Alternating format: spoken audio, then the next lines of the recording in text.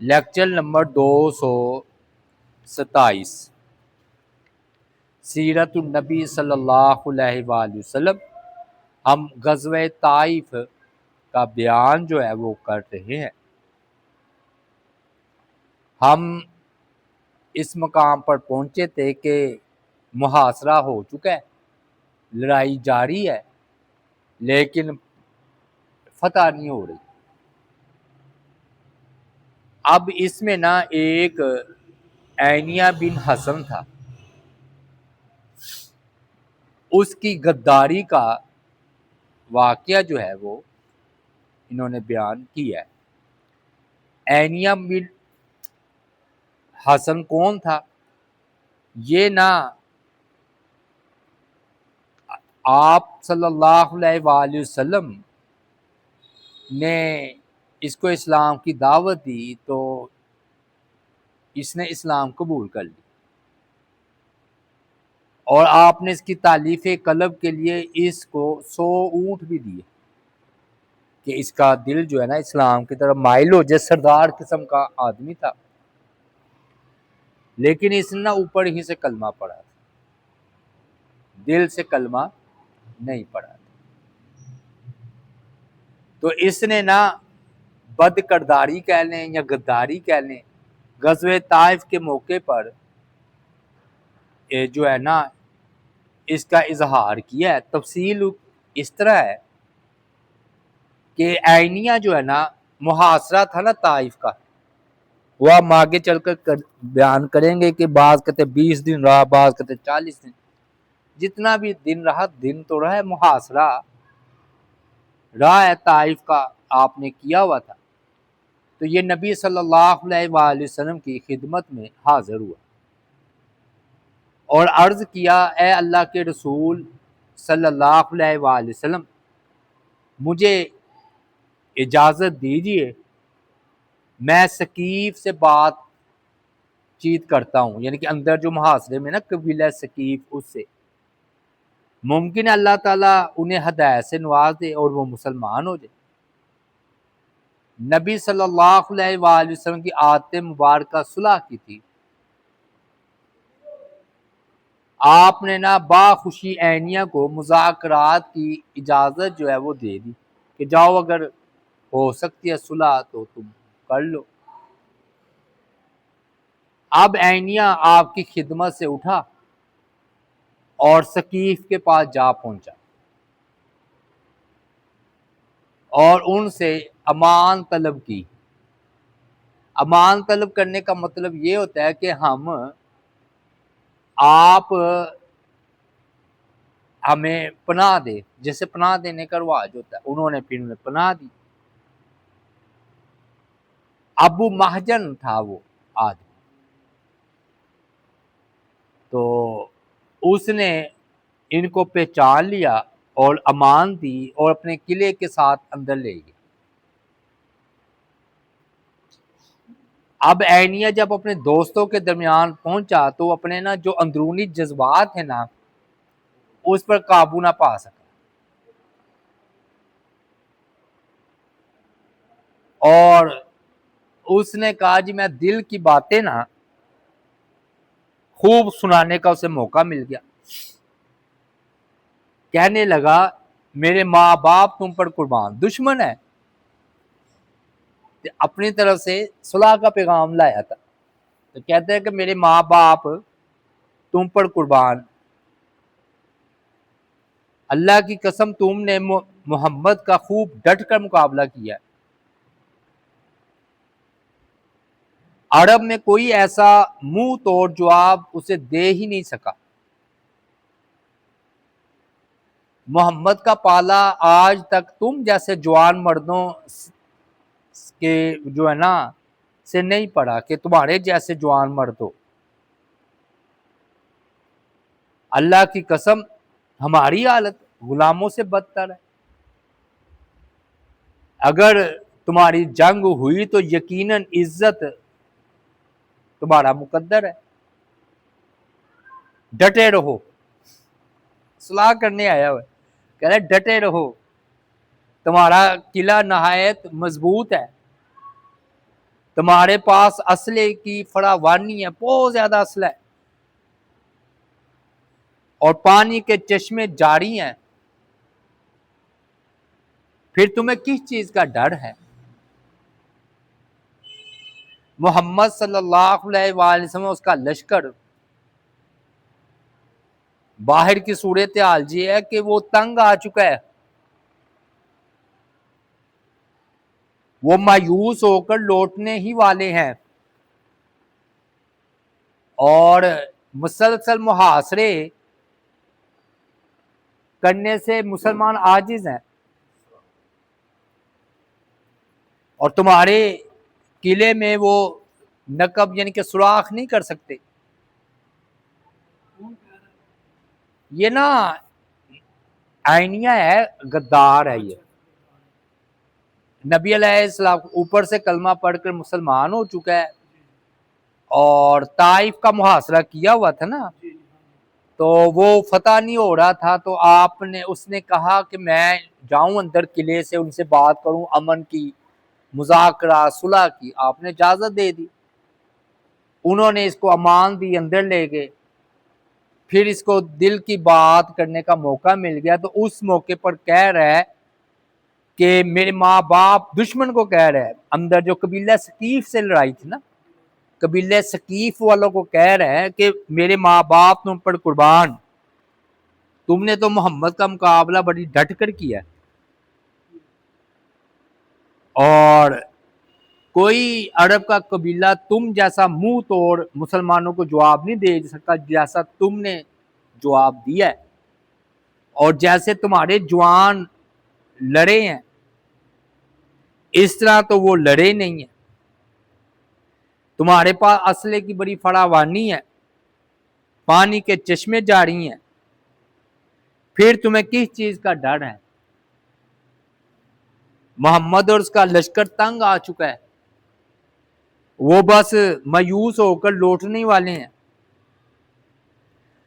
مسلسل محاصرہ کتنے دن کریں گے؟ تمہارے پاس تو چشمے ہیں، کھیت ہیں، باغات ہیں، وہ باہر میدان میں بیٹھے ہیں، تو انگوروں انہوں نے بیلیں کاٹی تھی نا، میں نے آپ کو کہا تھا، تو یہ اس کا غم نہ کرو، وہ پھر اللہ تعالیٰ دے دیں گے، ہتھیار ڈالنے کی نہ سوچنا، ڈٹے رہو۔ تو عینیہ یہ کہہ کر واپس آ گئی، نبی علیہ السلام کو کہہ کر کیا گیا ہے کہ میں مذاکرات کرنے جا رہا ہوں، اندر جا کر یہ بکواس اس نے کی۔ اب غداری پر تو کوئی بھروسہ نہیں کرتا، تو اس کو نا ساتھی کہنے لگا اس بدھو کو تم نے اندر بلا کر غلطی کی، قبیلہ ثقاف کا سردار تھا ابو مہجن، وہ کہنے لگا کہ وہ کیوں؟ کہتے ہیں وہ تمہارے کمزور جو مقامات ہے نا وہ دیکھ گیا ہے، کون کون سی کمزور جگہ ہے، اگر وہ ادھر سے حملہ آور ہوا تو پھر کہتا میں جانتا ہوں وہ اندر سے ہمارے ساتھ ہی، گویا تلواریں نبی علیہ السلام کے ساتھ ہے اور دل ہمارے ساتھ، اور لہذا تم فکر نہ کرو، یہ ایسی بات نہیں ہے کہ وہ قلعے کے باہر جا کر ہمارے کمزور مقامات نبی علیہ السلام کو بتائے گا۔ اب ادھر یہ واپس لوٹا، اللہ نے وحی نازل کر دی نبی علیہ السلام پر، اور عینیہ کی ساری کرتوت جو میں نے باتیں بیان کی ہیں نا نبی علیہ السلام کو بتا دی، وحی کے ذریعے جبرائیل علیہ السلام آئے۔ آپ نے نا پوچھا عینیہ کیا خبر لائے ہو اندر کی، تم نے ثقیف والوں کے ساتھ کیا بات چیت کی ہے؟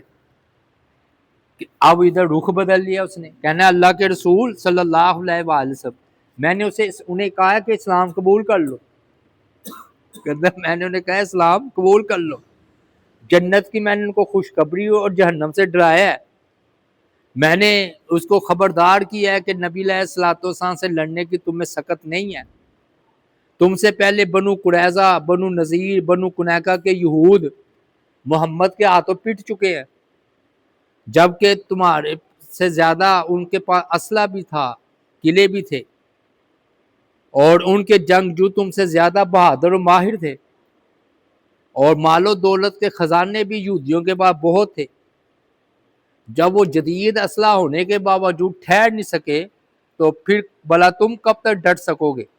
اس لیے میں نے ان کو مشورہ دیا ہے ہتھیار ڈال دو، اپنے لیے امان حاصل کر لو.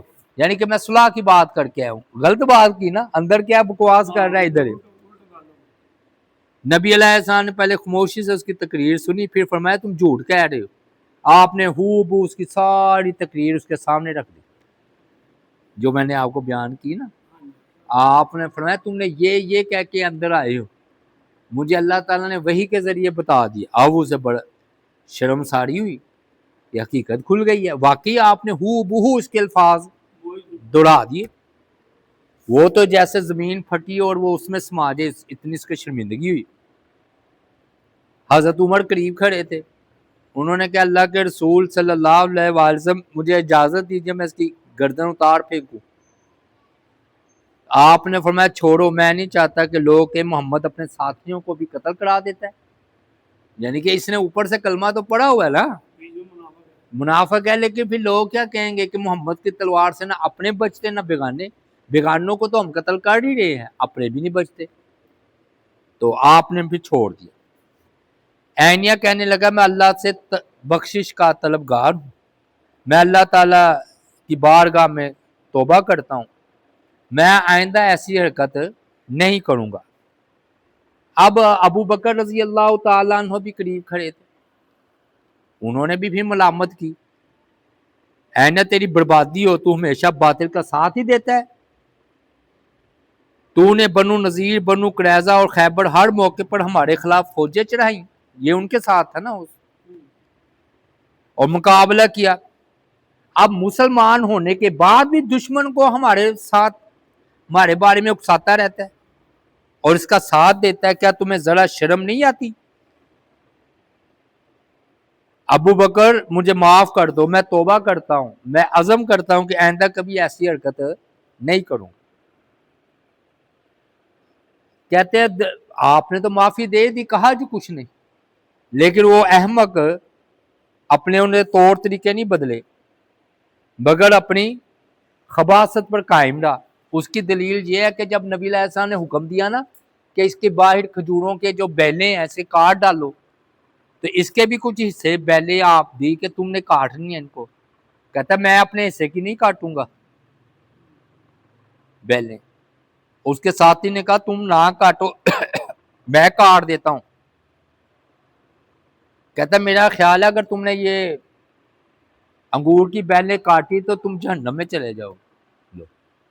نبی علیہ السلام اس کو کہہ رہے ہیں کہ بیلیں کاٹو، تو وہ کہہ رہے ہیں اگر کاٹو گے تو جہنم میں چلے جاؤ گے. کمال ہو گئی.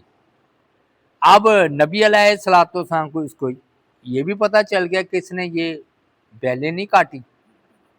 آپ شدید ناراض ہوئے اور ڈانٹ ڈپٹ کی، فرمایا کہ تم بد عمل ہو، یہ تم نے کیا حرکت کی ہے.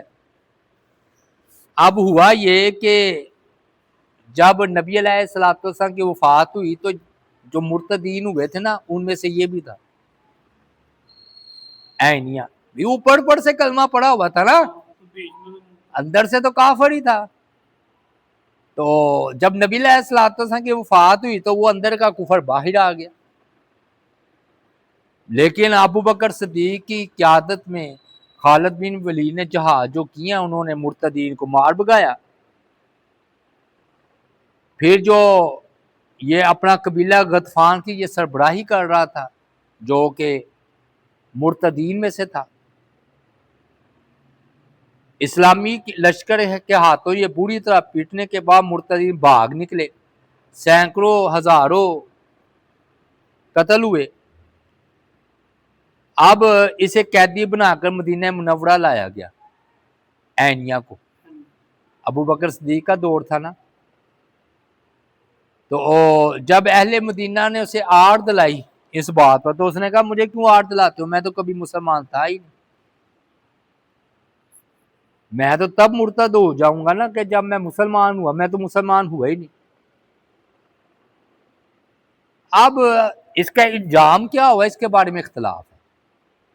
بعض مورخین کہتے ہیں کہ اس نے جو کام حرکت کی اس کی وجہ سے قتل کر دیا گیا تھا، جیسے دوسرے مرتدین قتل ہوئے ہیں، یہ عینیہ بھی قتل ہو گیا۔ بعض کہتے ہیں نہیں، اس نے توبہ کر لی اور بعد میں اچھا سچا مسلمان بن کر اس نے زندگی گزاری تھی۔ بہرحال اللہ کے حوالے معاملہ ہے، اگر کفر کی حالت میں مرا ہے تو گیا جہنم، اگر اسلام کی حالت میں مرا ہے تو ٹھیک ہے، ہم کیا، اللہ تعالیٰ کے حوالے اس کا معاملہ ہے۔ لیکن دیکھیں کیسی غداری کی ہے اس نے۔ اب نا ابو مہجن جو تھا نا سقفی قبیلے کا سردار، جو قلعے والے تھے طائف کے، وہ ثقیف قبیلہ تھا نا، وہ اپنے ساتھیوں کے ساتھ مسلمانوں کا نا خوب مقابلہ کر رہا تھا۔ وہ دہکتے فولادی انگاروں، تیروں اور نیزوں سے متعدد مسلمان شہید اور زخمی کر چکا تھا۔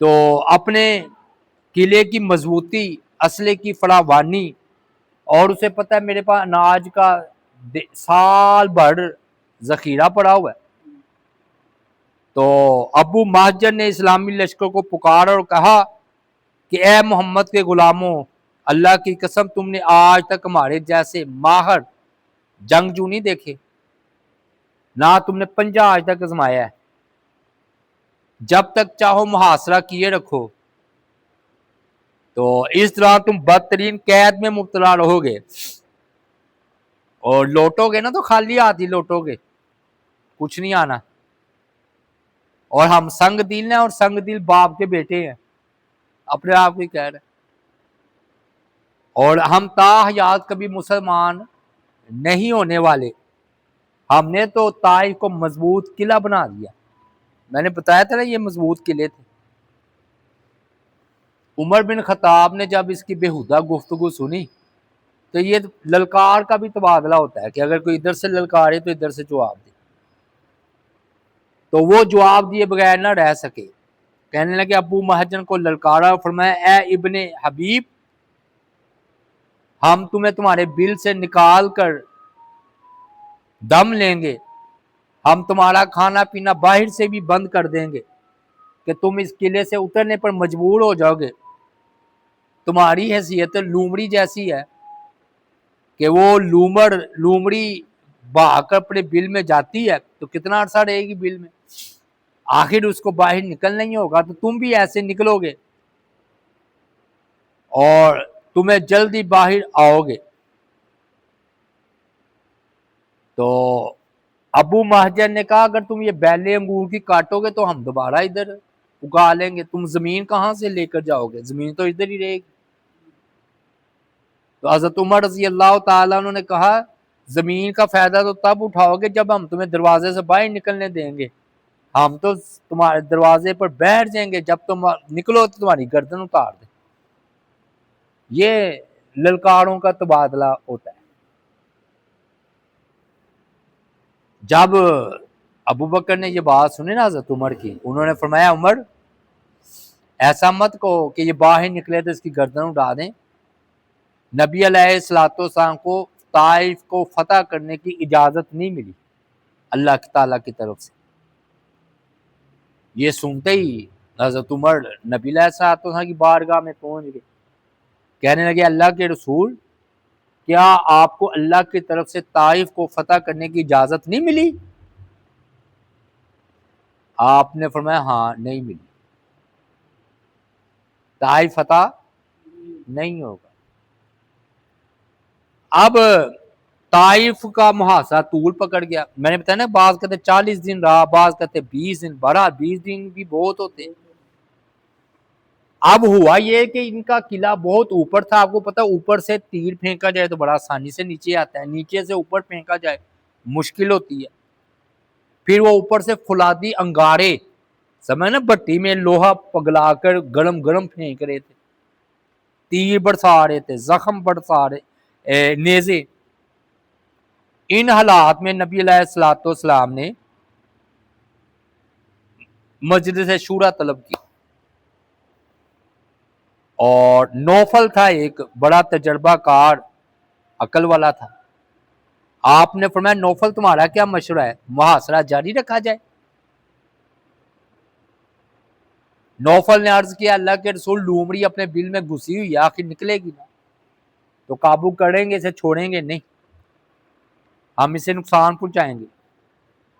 آپ نے فرمایا ٹھیک ہے جاری رکھو۔ ہوا یہ کہ محاصرے کے دوران خولہ بنت حکیم نبی علیہ السلام کی صحابیاں یہ خدمت میں حاضر ہوئی، عرض کی اللہ کے رسول صلی اللہ علیہ وآلہ وسلم اللہ آپ کو اگر طائف کی فتح عطا فرمائے تو مجھے وہ فارا ہے نا اس کا زیور مجھے بڑا پیارا ہے، وہ زیور آپ نے مجھے دینا ہے، اور ایک بادیہ کا، دو عورتوں کی نظر زیور پر ہوتی ہے نا، تو ان کو پتا تھا کہ یہ بڑی زیور پہنتی ہیں دونوں عورتیں، تو کہنے لگی اللہ کے رسول وہ جو دو عورتیں ہیں نا طائف فتح ہوگا تو دونوں کے زیورات مجھے دینے آپ، یعنی کہ سفارش کر رہی ہے اپنا۔ تو آپ نے فرمایا کھولنا ہمیں ثقیف یعنی کہ یہی قبیلے کو فتح کرنے کی اجازت نہیں ملی۔ یہ سن کر کھولنا واپس چلی گئی، جا کر حضرت عمر کو کہا سنا نبی علیہ السلام کہہ رہے ہیں ہمیں طائف کو فتح کرنے کی اللہ تعالیٰ کی طرف سے اجازت نہیں ملی، ہم تو ڈٹے ہوئے ہیں۔ حضرت عمر سن کر فوراً نبی علیہ السلام کی خدمت میں حاضر، ابو بکر سے بھی بات سن لی تھی، یہ دوسری روایت ہے نا، چاہے وہ ابو بکر سے سنی چاہے ایسے پتہ چل گیا ہو، یہ دوسری روایت ہے۔ تو حضرت عمر نبی علیہ السلام کی خدمت میں حاضر ہوئے اور فرمایا کہ یہ خلہ ٹھیک ہے، یہ تصدیق چاہیے، وہ کہہ رہے ہیں آپ کو اللہ تعالیٰ نے طائف کو یا قبیلہ ثقیف کو فتح کی اجازت نہیں دی۔ آپ نے تصدیق کرتے ہوئے فرمایا کہ ہاں خولہ نے سچ ہی کہا ہے۔ حضرت عمر نے اجازت مانگی کہ کیا میں پھر لوگوں کو اطلاع دے دوں کہ روانگی کا بندوبست کرے واپس لوٹے؟ آپ نے فرمایا ہاں زور اطلاع دے دو۔ حضرت عمر نے نا جا کر اعلان کر دیا کہ واپسی کا پروگرام محاصرہ یعنی کہ ختم کرو۔ اب نہ ادھر اضطراب برپا ہو گیا، وہ کئی صحابہ اس حق میں نہیں تھے کہ محاصرہ اٹھایا جائے، 20 دن گزر چکے تھے یا 40 دن، جو بھی آپ دو روایتیں ہیں کہ 40 دن محاصرہ رہا، ایک ہے کہ 15 دن، ایک روایت ہے 20 دن، چلو کم از کم 20 دن تھوڑے ہوتے پردیس میں۔ پھر نہ انہوں نے کہا جی ہم تو فیصلہ کن جنگ کے بغیر واپس نہیں جائیں گے، ہم حوازن کو شکست دے چکے ہیں، تو یہ قبیلہ ثقیف اسی کا حصہ ہے قریش کا، تو ہم فتح لیے بغیر کیوں جائیں گے، حتیٰ کہ یہ لوگ اندر ہی بھوکے پیاسے مر جائیں اور یہاں باہر آ کر ہمارا مقابلہ کرنے کے لیے مجبور ہو جائے۔ اب ابو بکر کے پاس گئے یہی جذباتی نے جو صحابہ تھے کہ بھی مقابلہ جاری رہنا چاہیے، کہ نبی علیہ السلام کو کہیں کہ اپنے فیصلے پر نظر ثانی کریں، یعنی کہ فیصلہ واپس لیں، ہم مقابلہ کریں گے، ہم صبح روانہ کیوں ہو؟ آپ نے فرمایا تھا صبح روانگی ہے واپس، تو ہم نہیں واپس جائیں گے، بڑے جذبات میں آئے ہوئے ہیں صحابہ، جو سے پھٹ رہے ہیں۔ تو ابو بکر نے ان کے جذبات کو غور سے سنا اور تو انہیں تسلی دیتے ہوئے فرمایا کہ تم یہ ایمان رکھتے ہو نا کہ اللہ اور اس کا رسول بہتر ہی کریں گے، تو ان پر تو آسمان سے وحی آتی ہے، تو آپ کا فیصلہ بہتر و اعلیٰ ہے، اگر اللہ کا حکم نہ ہوا تو وہ وحی آ جائے گی رک جاؤ، تو اگر آپ فرما رہے ہیں واپس چلو تو واپس چلنا چاہیے۔ اب انہوں نے جذبات میں آئے ہوئے تھے، کہنے لگے ابو بکر تو سفارش نہیں کریں گے، ویسے ہی نرم طبیعت ہے، آپس میں کہنے لگے نرم طبیعت ہے، عمر کے پاس چلتے ہیں۔ عمر تو بات ہی کرتے ہیں کہ گردن اڑا دی جائے تلوار سے۔ اب وہ نا پورا وفد بنا کر نا جو صحابہ، یعنی کہ یہ ترجمان ہے وہ ان صحابہ کے، سمجھ آگئے نا، تو وفد حضرت عمر کے پاس چلا گیا، کہنے لگے جی آپ سفارش کریں، اپنا نبی علیہ الصلوۃ والسلام حکم واپس لیں تو ہم نہیں جائیں گے واپس، ہم ان کا مقابلہ کریں گے، فلاں ہے فلاں ہے۔ حضرت عمر ان کی باتیں غور سے سنتے رہے، انہیں بڑی امید تھی کہ حضرت عمر نہ ان کا ساتھ دیں گے، کیونکہ وہ کافروں کے معاملے میں واقعی سخت تھے۔ تو انہوں نے کہا بات سنو، نبی علیہ السلام ابو بکر ٹھیک ہی کہہ رہے۔ اب ان کے پاؤں تلے سے زمین نکل گئی۔ عمر بھی کہہ رہے، کہتے ہیں مجھے اس کا تجربہ ہو چکا ہے، میں سابقہ تجربے کی روشنی میں بات کرتا ہوں، حدیبیہ کے موقع پر میں نے سب سے زیادہ بحث کی تھی نبی علیہ السلام سے کہ یہ کوئی فتح ہے، ہم واپس جا رہے ہیں۔ یاد ہے نا حدیبیہ کے موقع پر اب حضرت عمر نے سخت اعتراض کیا تھا، اتنے جھک کر صلاح کیوں کریں، ہاں جی یہ ہے وہ ہے۔ تو کہا پھر کیا ہوا، رزلٹ وہی ہوا جو اللہ نے کہا تھا۔ حدیبیہ کے بعد اتنے مسلمان ہوئے کہ اتنے عرصے میں پہلے مسلمان نہیں ہوئے۔ تو بھائی میں نے تو جب نبی علیہ الصلوۃ والسلام سے تکرار کی تھی تو مجھے اتنا خوف آیا، اس کے بعد انہوں نے روزے رکھے، نمازیں پڑھی، صدقہ کیا، اللہ تعالیٰ سے معافی مانگتے رہے کہ میں کیا کر رہا ہوں۔ اب میرے اندر یہ جرت نہیں ہے کہ میں نبی علیہ الصلوۃ والسلام کو کہوں کہ اپنے مشورہ دینا اور بات ہے، اور آپ کو مجبور کرنا کہ آپ روانہ نہ ہو واپسی کا، میں نہیں کر سکتا۔ میں نے حدیبیہ میں دیکھ لیا تھا، بڑی کمال کی بات کیجیے، غور کر کے دیکھ لیں حضرت عمر نے، ایسے نہیں اللہ تعالیٰ نے ان کو مقام دیا ساتھ لیٹے ہوئے، بات آئی نا۔ اب بہرحال جی وہ انہیں بڑی امید تھی حضرت عمر پر کہ یہ ذرا جذباتی ہیں تو یہ تو کریں گے، لیکن وہ انہوں نے کہا نہیں میرا تجربہ پہلے والا ہے۔ پھر جب نبی علیہ الصلوۃ والسلام نے اپنے جان نثاروں کی بات سنی نا کہ ہم لڑیں گے، تو آپ نے ان کی دل کی تسلی کے لیے کہا چلو ٹھیک ہے میں اپنا فیصلہ واپس لیتا ہوں، تم جو اتنے جذبات میں ہو تو ٹھیک ہے۔ پھر اللہ کی طرف سے وحی نہیں آئی، یعنی کہ اللہ کی طرف سے وحی یہ آئی ہوئی ہے کہ فتح کوئی نہیں ہونی۔ وہ میں نے آپ کو بتایا تھا نا، آپ نے خواب کیا دیکھا تھا کہ مکھن ہے، مکھن آپ کو پیش کیا گیا تو ایک مرغ نے نا ٹھونگا مارا ہے تو وہ مکھن سارا گر گیا۔ تو جب ابو بکر سے اس خواب کا ذکر کیا تو فرمایا کہ ابو بکر نے میں اس کی یہ تعبیر کرتا ہوں کہ یہ طائف فتح نہیں ہوگا بزور جنگ۔ تو آپ نے فرمایا میرا بھی یہی خیال ہے، میں نے بھی یہی تعبیر کیا، محاصرہ تو کیا ہوا تھا، اس کے درمیان خواب آیا، تو خواب نبی کا وحی ہوتا ہے۔ تو آپ نے فرمایا کہ اللہ تعالیٰ کی طرف سے وحی یہی ہے کہ فتح نہیں ہونا، لیکن آپ نے نا پھر شفقت فرمائی، فرمایا کہ پھر لڑ لو۔ اب کہتے جی ہم تو صبح حملہ آور ہو جاؤ، آپ نے فرمایا ٹھیک ہے۔ صبح ہوئی تو یہ ڈٹ گئے، اب اوپر سے پھر تیر نیزے، حتیٰ کہ وہ انگارے جو انہوں نے لوہے نہیں گرم کیے ہوتے وہ پھینکے، کئی زخمی ہو گئے، کئی شہید ہو گئے، ایک انچ وہ فتح نہ کر سکے مسلمان۔ تو سارے کیونکہ یہ نا نیچے سے اوپر تیر پھینک رہے تھے، تو آپ کو پتہ ہے کہ کتنی کامیابی ہو سکتی، تو بیکار ثابت ہو رہے تھے۔ شام ہوئی تو نبی علیہ الصلوۃ والسلام نے فرمایا ہم صبح پھر واپس ہی روانہ ہوں گے انشاءاللہ۔ اب کوئی نہیں بولا، وہ سارے ایک دل میں سارے جذبات ٹھنڈے ہو گئے، ان کو سمجھ آ گئی کہ بھئی جو پھر نبی علیہ الصلوۃ والسلام فیصلہ کرنے ہیں تو ٹھیک ہے۔ اور یاد رکھے یہ حوازن پر بھی انہوں نے فتح نہیں پائی تو آسمان سے فرشتے نازل ہوئے تھے، پتہ ہے نا۔ اللہ تعالیٰ نے فرمایا نہیں کہا تمہیں اپنی کثرت پر ناز تھا تو اللہ نے تمہاری مدد کی آسمان سے فرشتے نازل کر کے، ورنہ قبیلے حوازن پر بھی فتح مشکل ہی تھی، اور انہی کا حصہ تھا نا ثقیف۔ تو آپ نے جب اعلان کیا نا واپس جانا ہے تو ایک نا لہر دوڑ گئی مسلمانوں میں خوشی کی، یعنی کہ ان کو ایک دن میں سمجھ آ گئی بات کہ آپ صلی اللہ علیہ وسلم جو فرما رہے ہیں حق فرما رہے ہیں کہ ہم واپس چلیں گے۔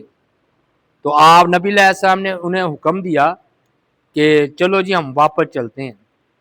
تو آپ نے جب مجاہدین سواریوں پر بیٹھ گئے تو حکم دیا آپ کہو آئبون انشاء اللہ عابدون لربنا حامدون، ہم واپس آنے والے ہیں انشاءاللہ اپنے رب کی عبادت کرنے والے ہیں اور اس کی تعریف بیان کرنے والے ہیں۔ اس طرح وہ اللہ تعالیٰ کی حمد و ثنا کرتے ہوئے لشکر واپس روانہ ہو گیا۔ اب غصہ تو تھا، کہنے لگے اور کچھ نہیں کر سکے، اللہ کے رسول ان کے لیے بد دعائی کر دے کہ اللہ طائف والوں کا بیڑا غرق کرے۔